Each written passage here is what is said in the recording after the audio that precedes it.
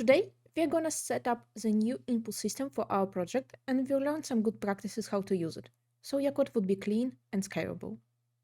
I will not cover the differences between the old input system and the new one, so let's just start.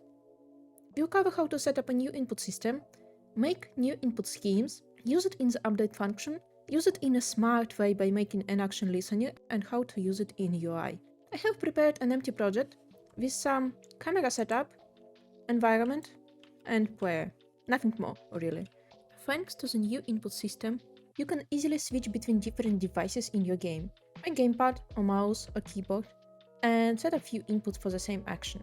To do so, you need input system actions asset, which will be created automatically for you as a default one in Unity 6.0, but you will have to install a package in the previous versions of Unity. To do so, go to the Windows panel, Package Manager, Unity Registry, and type Input System. Then download it and install it. You will get a window with warning, click OK and be ready to change all the input in your project. After that, create an asset in the asset folder. Find an event system in your scene or add one, it's under UI event system, and add component player input. After that, create an input system action asset. When you open an asset, you will see this kind of window. Let's see what we have here. These are two action maps, player action map and UI one. Each action map has actions like move, look, jump, attack. Each action has bindings, like the actual input. It might be left stick, burst, or escape key. In your action map, we have all kind of mouse events. Each action has an action type and control type. Action type can be either a value, a button, or a pass-through. We will handle each of them in this tutorial. What I want to do is to perform a movement functionality, attacking, going to the menu with blocking player input, then perform clicking on the UI canvas, and then going back to the player movement mode. To do that, let's create an action for each action map. It will be a menu for player's action map, with escape on the keyboard and select on gamepad.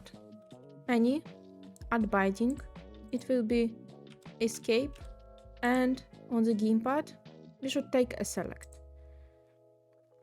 And select the control scheme accordingly, so when we change the filter, it will show only near the binding for the selected control scheme. And when we filter for control scheme, we can see only keyboard, or only gamepad, or all control schemes. Then we need to do the same for UI action map. I will set up it quickly. And then we can save it and close it. Now, how can we access it? As you can see, our action map has a triangle. After clicking on it, we will see all inputs we have. These input actions references we can use in our code. We will do this in our UI script later. For movement, let's generate a C# class. Select the action map, then click on Generate C# class, and then click Apply. As you can see, there is a new class generated, which will create all inputs from the JSON. If you add new actions, they will be automatically added to this code. Let's quickly implement a movement handling. To do that, we need to add script to your player game object. Just like that. Player controller, and then open it. First, we need to declare an input a system action variable. Private input system actions, input actions. Then in the await method, we need to create it like any other class we may create. In the onEnable function, let's enable it, so we can use all actions in this action map. In the onDisable function, we need to disable it, so we won't, for example, subscribe 2 times for one action. In the next video about best practices and advanced input system usage, we will move it to the game controller.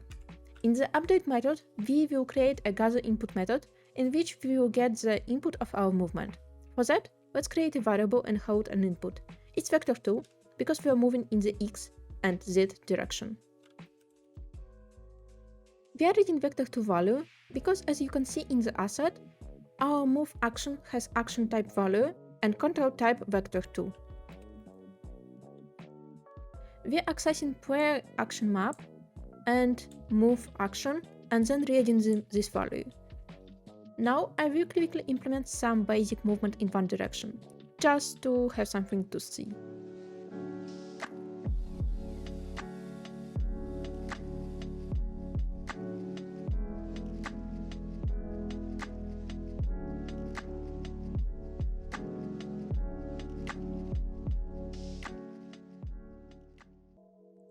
Let's switch to the Unity, and when I press some button, we are going forward. And our input is either, let me just collapse it, is either 0 or 1 because I'm using a keyboard. If I were to use a gamepad, this value would be from 0 to 1. Rather than continuously checking for the input in our update function, we can use an event-driven approach to trigger actions only when input event occurs. Let's do that by implementing an attack functionality. In onEnable function, we will subscribe to attack.perform event. Let's generate this method. It will take context as an argument. We will handle this context later in the video. And inside it, let's debug a log of attacking. And in the onDisable function, we will unsubscribe from it. Our attack action is already defined, and its action type is button. Its binding is left button in the keyboard and button west in gamepad. When I click on the screen, you can see attacking debug log. That's exactly what we needed. Finally, let's tackle another way of getting input, and it's via input references. We will do this in the UI. Let's create a UI canvas, and let's add a UI controller class to it.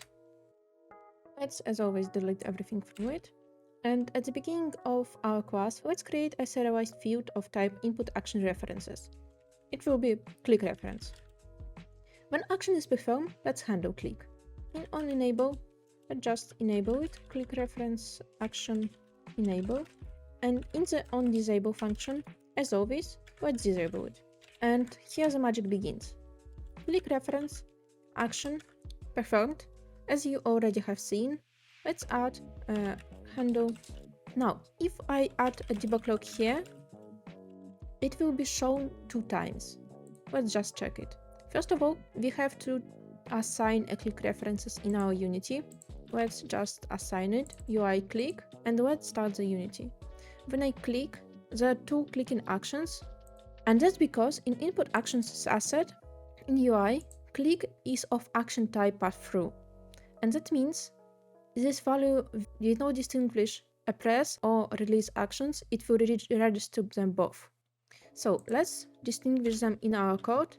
It should be if context ReadValue of float is equal to 1, then perform the debug log. And now clicking occurs only once. But now when we click, there is an attack and also UI message. To fix that, we can create a game controller, which I will do in the next video, or just disable UI when we are not in the UI menu, which I will do right now. To do that, let's create a game controller, which will have 2 actions references for menu and exit menu accordingly. I just create it. Game controller.